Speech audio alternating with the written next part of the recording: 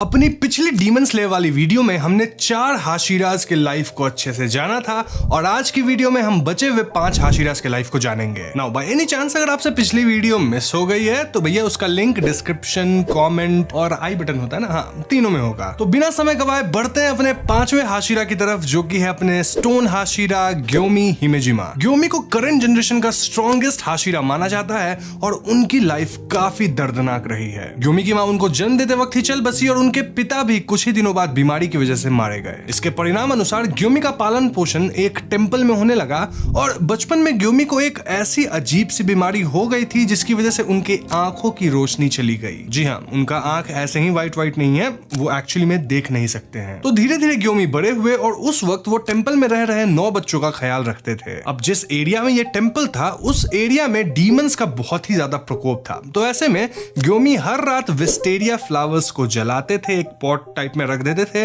जिसकी सुगंध से कोई भी डीमन टेंपल के अंदर नहीं आता था। अब ग्योमी के अंदर जो 9 बच्चे थे उनमें से एक था काइगाकू। जी हाँ, वही बच्चा जो कि आगे चल के जिगोरो यानी कि जो फॉर्मर थंडर हाशिरा थे उनका स्टूडेंट बनेगा विथ जेनेत्सु, और वो थंडर ब्रीदिंग भी सीखता है एंड देन हम जानते ही हैं कि वो अपर रैंक को रिप्लेस करके एक डीमन भी बन जाता है। खैर उसकी स्टोरी में नहीं जाएंगे, बात इतनी सी है कि वो भी यहाँ एक स्टूडेंट था और वो टेंपल से पैसे चुराता था। ऐसे में बाकी के जो बच्चे थे वो उसे एक दिन टेंपल से निकाल देते हैं। अब टेंपल से कुछ ही दूर पे काइगाकू की मुलाकात एक डीमन से हो जाती है जो कि उसे खा जाता। और ऐसे में काइगाकू डीमन से एक डील करता है। वो कहता है कि मैं तुम्हें टेंपल के अंदर एंट्री दिला दूंगा जहां तुम 8 बच्चों को खा सकते हो, साथ ही एक एडल्ट भी है, बस मुझे छोड़ दो। डीमन मान जाता है और ऐसे में काइगाकू टेंपल में जितने भी विस्टेरिया फ्लावर्स जल रहे थे सबको बुझा देता है और डीमन टेंपल में एंटर कर जाता है। डीमन के आने से टेंपल में अफरा तफरी मच जाती है और ग्योमी सभी बच्चों को इंस्ट्रक्ट करते हैं कि तुम मेरे पीछे रहो, इधर उधर मत भागो। लेकिन बच्चे तो छोटे होते हैं ना, वो कहां सुन रहे थे, वो भागते रहते हैं इधर उधर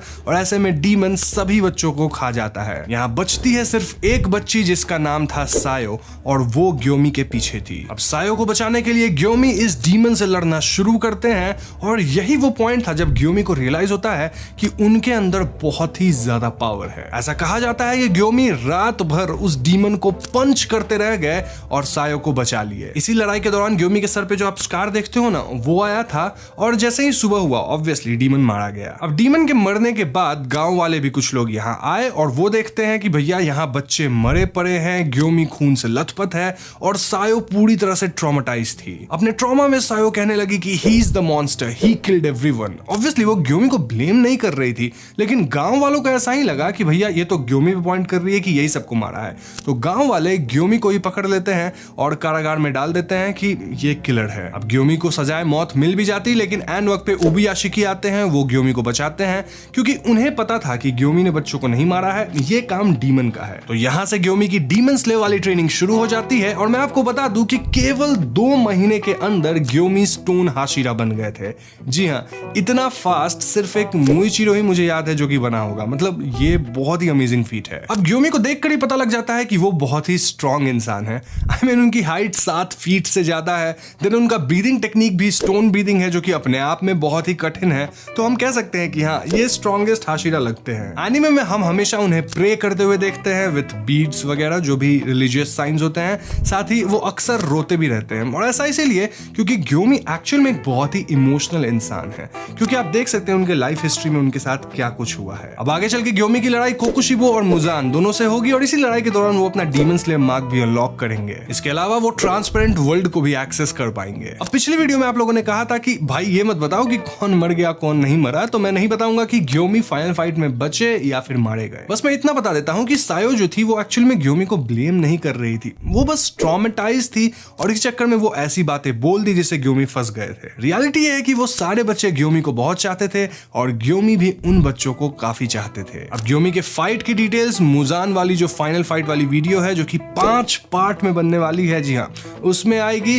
तो अच्छी चीजों के लिए थोड़ा वेट करना पड़ता है, बट आई प्रॉमिस यू कि इस महीने से वो सीरीज शुरू हो जाएगी। उसे मिस ना करने के लिए क्या करना होगा, चैनल को सब्सक्राइब। ऐसे भी 85% लोग जो लोग इस वीडियो को देख रहे हैं वो लोग सब्सक्राइब नहीं करके रखे हैं, तो कर दो यार सब्सक्राइब। मूविंग ऑन, अगले हाशिरा जिनकी हम बात करने वाले हैं वो है मिस्ट हाशिरा मुइचिरो तोकितो। मुइचिरो को आप सभी सोर्ड्समिथ विलेज आर्क के दौरान देख रहे होंगे और आप समझ पाते होंगे कि वो बहुत ही खोए खोए से रहते हैं हमेशा। लेकिन यहाँ मैं आपको बता दूं कि मुइचिरो की एक्चुअल पर्सनालिटी ऐसी बिल्कुल भी नहीं है। मुइचिरो के पिता पिता एक वुड कटर थे और मुइचिरो का एक ट्विन भाई भी था जिसका नाम था यूइचिरो वाई। तो जब ये दोनों बच्चे 10 साल के थे तो इनकी माँ बहुत ही ज्यादा बीमार पड़ गई थी और उन्हें ही बचाने के लिए इनके पिता जंगल में कुछ जड़ी बूटी वगैरह लाने गए। इसी वक्त जंगल में तूफान आ गया था और इसी तूफान में उनके पिता मारे गए और इसी के ठीक बाद उनकी माँ भी बीमारी की वजह से बच नहीं सकी। ऐसे में ये ट्विंस खुद ही अपना गुजारा करने लगे और इन दोनों की पर्सनालिटी भी एक दूसरे से काफी अलग सी थी। जहां मुइचिरो काफी काइंड और लविंग इंसान था, वहीं उसका बड़ा भाई यूइचिरो काफी ज्यादा अनकाइंड, अनलविंग और बहुत ही रूड टाइप का इंसान था। यूइचिरो का मानना था कि उसके पापा को उस तूफान में जाना ही नहीं चाहिए था जड़ी बूटी वगैरह लाने, क्योंकि ऐसे भी उनकी माँ बच नहीं पाती। तो माँ भी गई, पापा भी चल बसे, तो ये उनकी एक बेवकूफी थी। वहीं मुइचिरो ऐसा नहीं मानता था, वो मानता था कि नहीं, हमें लोगों की जान बचानी चाहिए क्योंकि वो एक काइंड इंसान था।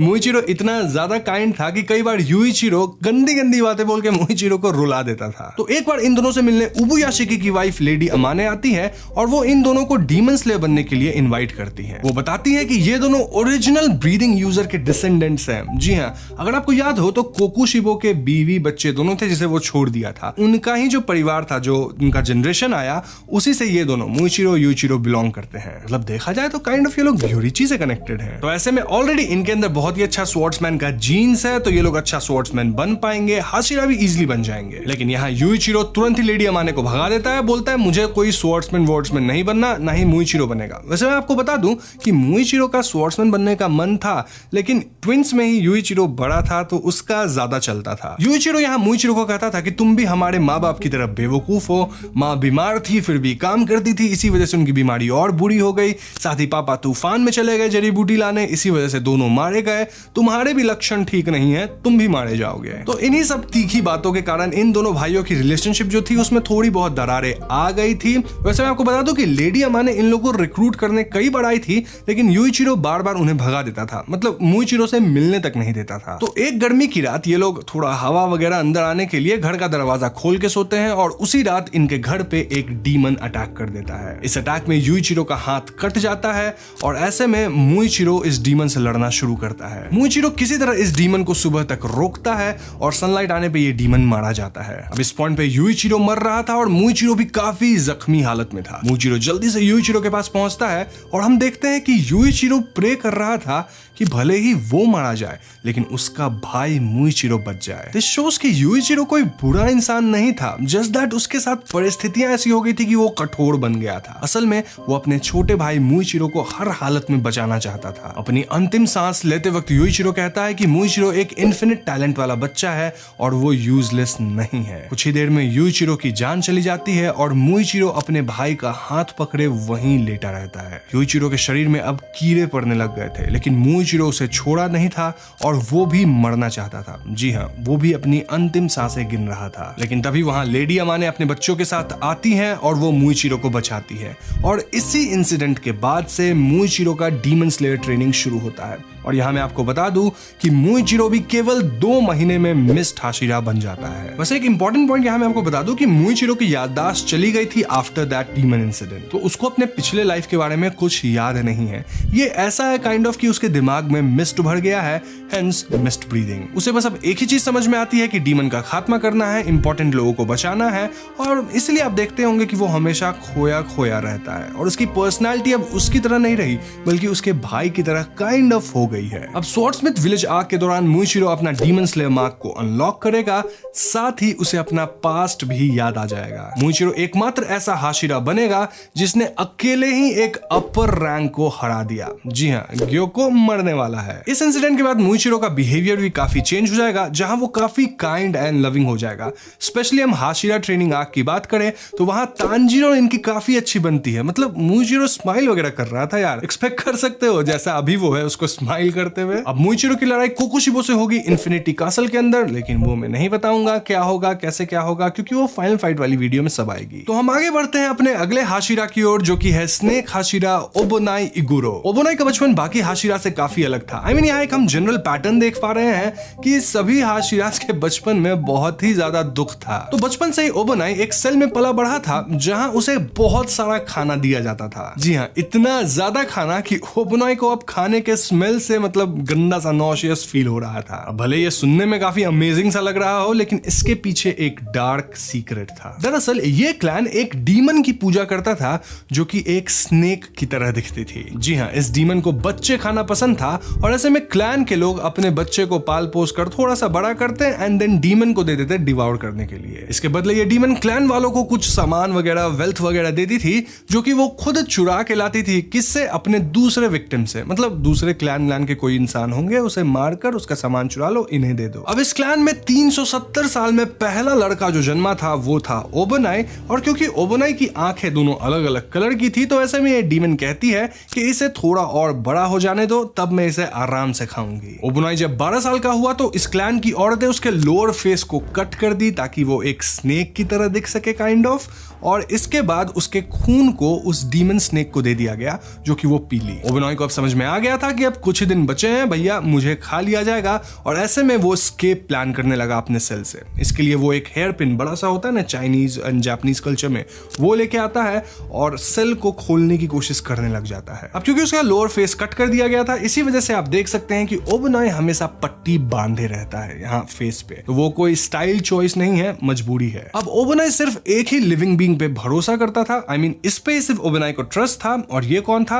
एक सांप जो कि इसके सेल में हमेशा चल के आ जाया करता था। इस सांप को ओबोनाई कहता था काबुरामारू। नाउ फाइनली ओबोनाई एक दिन अपने सेल को खोल पाया और यहाँ से वो भाग निकला, लेकिन यहाँ वो स्नेक वाली डीमन ओबोनाई का पीछा करती है। ओबोनाई पक्का मारा जाता, लेकिन उसी समय वहां फ्लेम हाशिरा आते हैं और वो ओबोनाई को बचाते हैं। अब यहाँ ओबोनाई के साथ उसकी एक कजन भी भाग आई थी एंड इन दोनों को लगा कि अब ये लोग फ्री हो गए हैं, सब कुछ अच्छा हो गया है। लेकिन इन्हें पता चलता है कि इस घटना के बाद स्नेक डीमन इतना गुस्सा हो गई थी कि वो पूरे क्लैन को ही मार दी। जी हाँ, क्लैन में 50 औरतें थी, सभी को वो स्नेक डीमन मार डाली। ये सब पता चलने के बाद ओबोनाई को बहुत बुरा लगने लगा और उसे लगने लगा कि ये सब उसकी गलती है। अगर वो भागा नहीं होता तो शायद वो 50 औरतें नहीं मरती। तो यही जो गिल्ट और गुस्सा था, इस सब को अपने अंदर भरकर ओबोनाई डीमन स्लेयर ट्रेनिंग करने लगा एंड आगे चल के वो स्नेक हाशिरा बना। लेकिन यहाँ मैं आपको बता दूं कि ओबोनाई अपने आप को वैल्यू नहीं करता है। उसका जो अल्टीमेट एम है वो है डीमंस को मारना एंड देन फाइनली मुजान को मारना,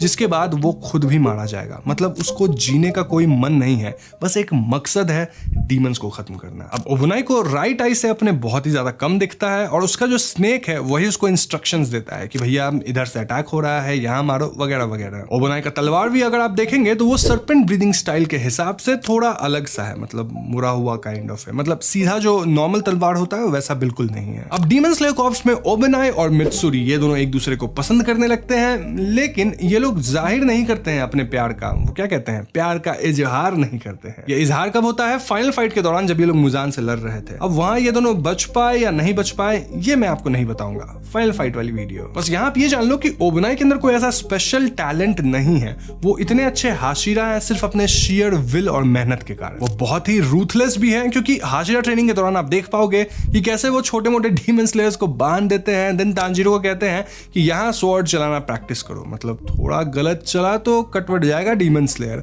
तो तांजीरो भी आश्चर्य में था।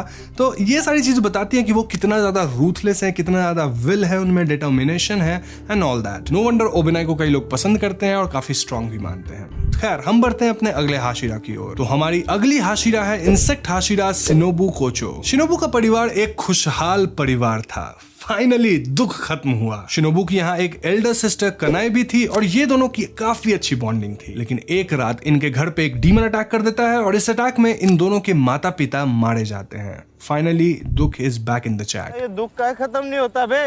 अब आप सोच रहे होंगे कि अगर डीमन ने माता पिता को मार दिया तो ये दोनों बच्चियां कैसे बच गई? वेल, इन्हें बचाए थे ग्योमी एन वक्त पे आके। इस दिन के बाद ये दोनों लड़कियां ठान लेती हैं कि ये लोग भी आगे चल के डीमन स्लेयर्स बनेंगी और ये दोनों ग्योमी के शरण में जाती है। ग्योमी इन्हें एक बोल्डर को मूव करने का टेस्ट देता है और हाशिरा ट्रेनिंग आर्क के दौरान आप देख पाएंगे कि ये ग्योमी का मतलब नेचुरल काइंड ऑफ टेस्ट है, सबको देता है। खैर, आगे चल के ये दोनों सिस्टर्स काफी अच्छी डीमन स्लेयर्स बनती हैं और ये लोग अपने साथ कनौ को भी पालने लगती है। जी हाँ, एज ए यंगर सिस्टर। अब कनो पे यहाँ हम बात नहीं करेंगे क्योंकि उसकी हिस्ट्री ऑलरेडी बहुत अच्छे से एनीमे में दिखा दी गई है, तो आप सबको पता ही होगा। यहाँ इंपॉर्टेंट ये है कि कनई के साथ क्या हुआ। बेसिकली कनई एक बार एक डीमन को हराने जाती है और ये डीमन निकलता है अपर रैंक 2 डोमा। ऐसे में डोमा कनई को मार के निकल जाता है और जब तक शिनोबू कनई को खोज पाती वो ऑलमोस्ट मरने के कगार पे थी। मरने से पहले कनई कहती है कि शिनोबू को डीमन स्लेयर वाली लाइफ छोड़ देनी चाहिए, एक नॉर्मल लाइफ जीनी चाहिए, लेकिन कनई के मरने के बाद शिनोबू और भी ठान लेती है कि भैया अब तो मेरे को डीमन स्लेयर बनना है,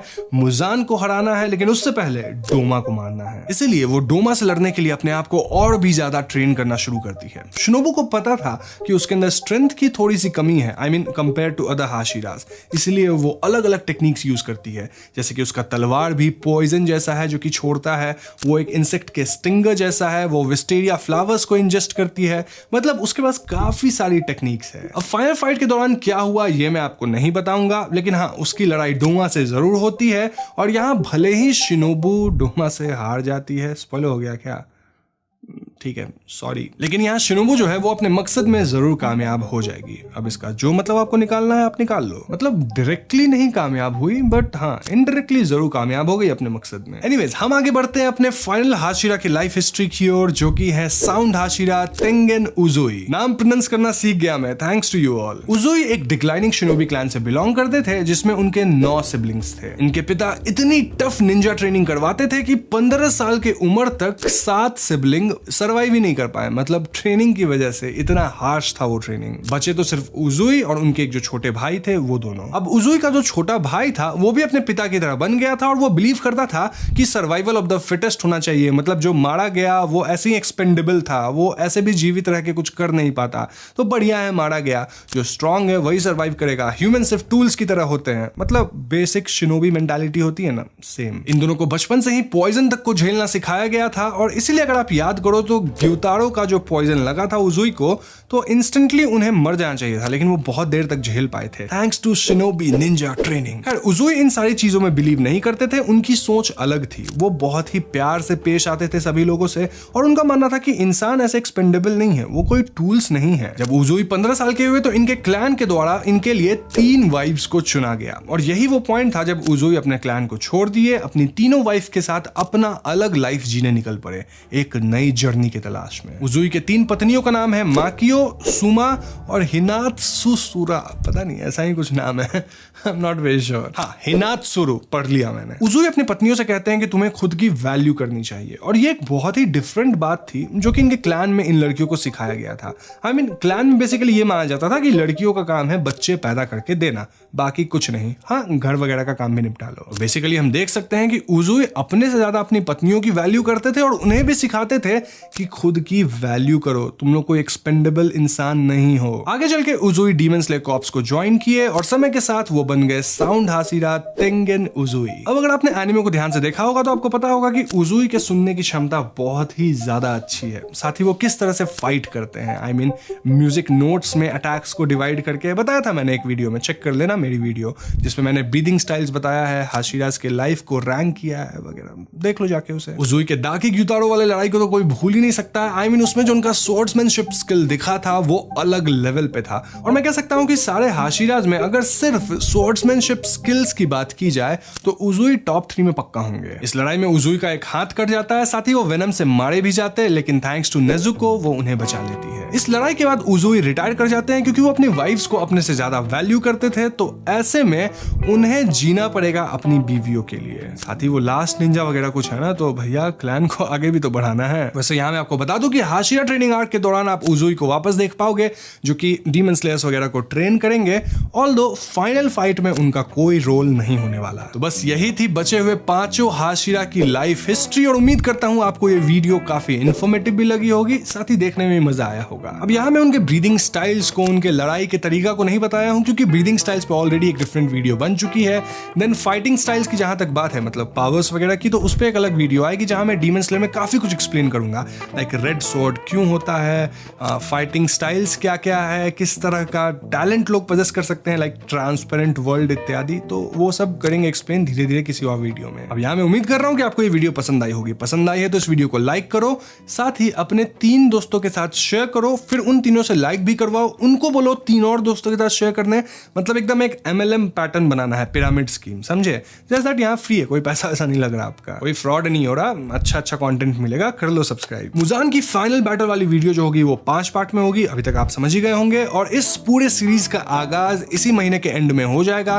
तो उसे ना मिस करने के लिए तो चैनल को सब्सक्राइब करना और भी बनता है। I'll see you guys in the next one. Peace out. वैसे आपको एक बात पता है, हाशिराज को यूजुअली पिलर्स कहते हैं। जी हाँ, 9 पिलर्स ऑफ डीमन स्लेयर, इस तरह से। वो मैं हाशिरा इसलिए बोलता हूँ क्योंकि थोड़ा नया टर्म है, सुनने में थोड़ा ज्यादा अच्छा लगता है, लेकिन आप चाहो तो पिलर्स भी बोल सकते हो। यूजुअली पिलर्स ही बोला जाता है। सोचा बता देता हूँ आपको। Bye bye.